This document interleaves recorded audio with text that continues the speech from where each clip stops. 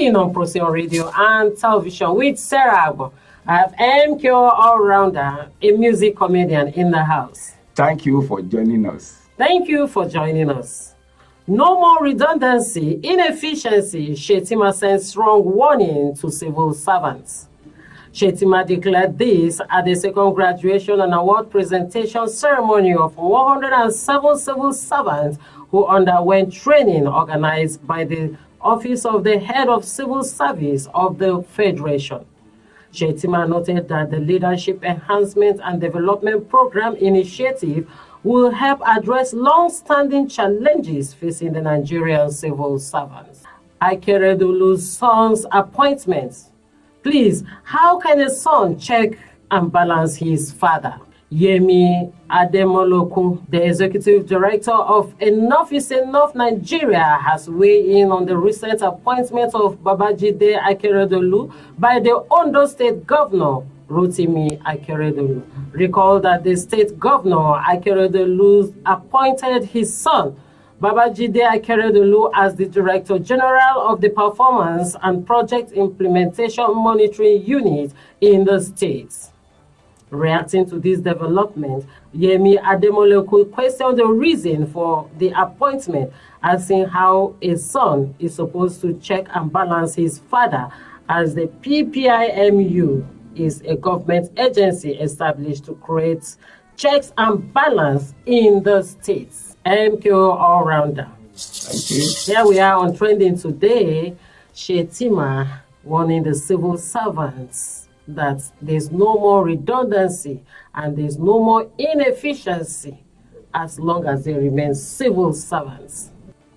The Vice President is encouraging and telling the civil servant to gear up to the work, and there's no more redundancy in the civil service work again. Now, just saying that for a saying sake, because I know in Nigeria, every citizen of Nigeria, every parent of Nigeria, when they send their children to school, after the completion of the education, what they are praying for is for their children to have a government work. Now, really, I don't know how many work that a government has, because every year the citizens want government employing people. That is why I just believe, that is my own opinion, that government is just employing people to the ministry, just not that there's much work there. The work that is due for only 20 people, the 1,000 people will be employed, because every year they are employing people for the quota system, for the you must have the take in the resources of Nigeria, the national cake. That's to my own opinion, because I don't see, I've seen many government worker that every month, maybe he goes to work, only once or twice in a month. And when the month is ending and the government delay just for 2 days or 3 days, they'll be telling people that the government has not paid our salary, have not paid our salary. I don't know which work are many of them, because in an office, you will see the work for only just for 2 people. You will see 10 people surrounding that place. They just come to work, and when they spend like 1 hour, they go back to their house. They are just waiting for for salary end of the month. So government knows this, and the people know this also, that what they are doing, maybe it's in our constitution, the quota system, and I don't know what is in constitution. It's just to share money for Nigerians every month. The way they share our resources to people, that you must, when you see governor assuming office, the aid of the governor can be 2,000, 3,000, just to have something to take from the government. But that's why. MQ, who and who do you think they employ? The people they employ that you believe that will not take the work serious. Who are those people they normally put in? The reason behind, let's talk about the reason behind the employment. Is the real work is there to employ. When you what you want to employ for, an office that is, that is only 10 people that work there, but every year you continue employing 10 people to that office every year. So at the end of the day, you have like 1,000 people working in an establishment that is not more than 50 people that work there. The 1,000, you employ like 1,000 there. What do you want in that situation? What you want to actually, what Nigeria is doing, that's why you cannot see efficiency in our work. Well, that is why in our ministry, that's why you see redundancy, you see many things working. What we feel is that you must do a government work. You must work a government work. Government must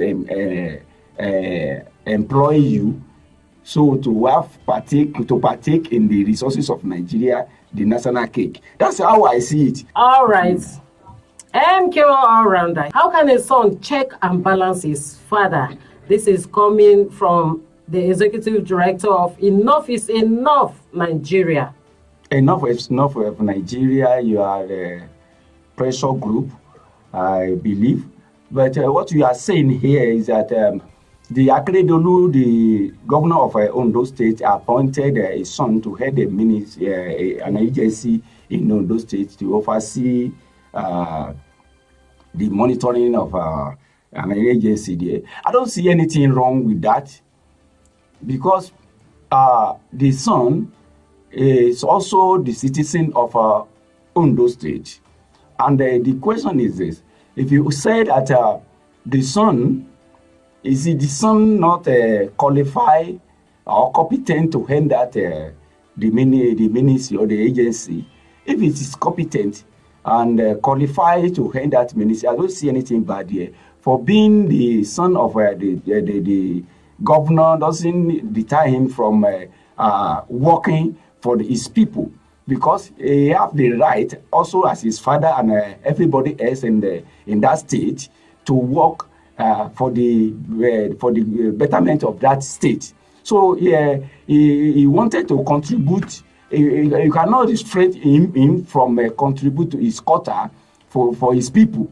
Being the son of the governor doesn't mean that his destiny must change if he has a talent for his people to use for his people, because his son, because his father is a governor, so he too cannot assume that governor for his life. No, everybody has his own destiny. So now, as a pressure group, that you are now criticizing the guy, that the governor that he appointed the son. Now, I don't, in our system here as a developing country, and especially in a black country, or we attach significance to many things that is not so much relevant, because I don't see it. It's only you criticize him if the person is not qualified or is not competent in that post. If you give me that reason now, I'll be able to tell you the fact about it. But now you are telling me because he's a son of a governor, so he cannot oversee a ministry, and he cannot contribute his quota for his people. I will not believe. I'm not subscribed to that one, because I believe everybody has his own life to live, and everybody has his own destiny. And you too, you are praying that when you have your children will even better more than you, and you have something good for your children. And this you now that you are criticizing now, you will tell after the completion of the education of your children, you want your children to work in the federal government. You'll be praying for federal government for your work. That's because most parents in Nigeria, they pray after the completion of the education of their children. You'll be praying that the children and the government must employ their children. Every year, the government must employ. Every year, I don't know really what that work that government have, that every year he must employ. That's the system. That I believe that the system, the way our economy looks like. That's the template for our economy. All right. The government always employ. When Thank there's you. no work to do, they Yeah. will just employ to give money out every month. And that's the quota system. That's how they distribute national cake. And that's All how right. they distribute the Thank resources. you very That's what much. they believe. Thank That's you. the terms of our economic in Nigeria. That's how they distribute the national National cake. cake. Thank you for coming to Thank trending you. today. Trending on Procyon radio and television with Sarah Agbon. Thank you for watching us. Keep shining like the star you are.